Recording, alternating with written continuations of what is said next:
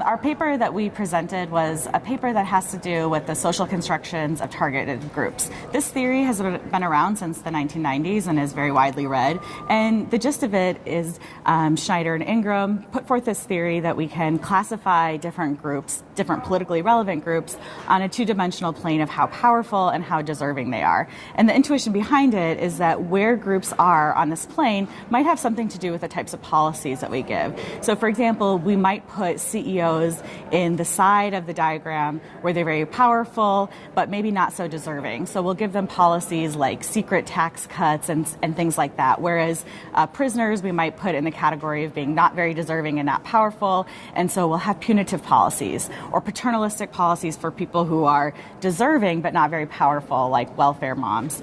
And so this theory has been around for a long time. And in particular, it relies on some hypothetical figures that show where these different groups are. We teach this theory in a class at UNC Chapel Hill on the politics of public policy. And our students are always asking us, well, why are the groups categorized the way they are? And so we were motivated to write this paper in response to our students' questions.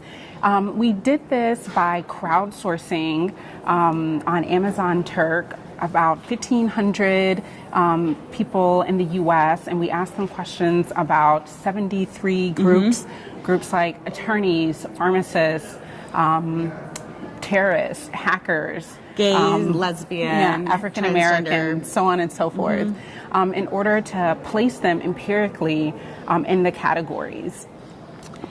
This was interesting for us because our students always ask, why are these groups here? Are they really there? And what we were able to do by crowdsourcing the information is estimate where they are by looking at the mean of where the 1,500 respondents put them.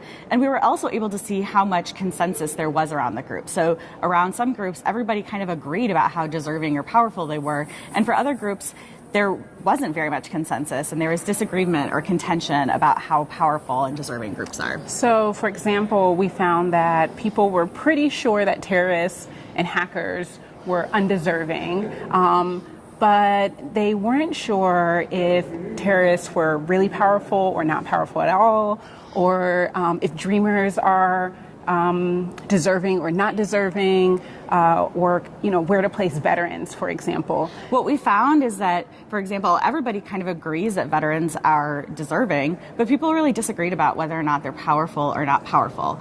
And when we looked at the diagrams that show scatter plots for each of these different groups, it kind of makes sense because some people might think of veterans as needing more support from the government in terms of the veterans associated with the VA and other things like that, whereas other people might see veterans as a very powerful group. And so looking at the way people see them as powerful or not powerful kind of explains why people might think that we need certain policies for these groups of people.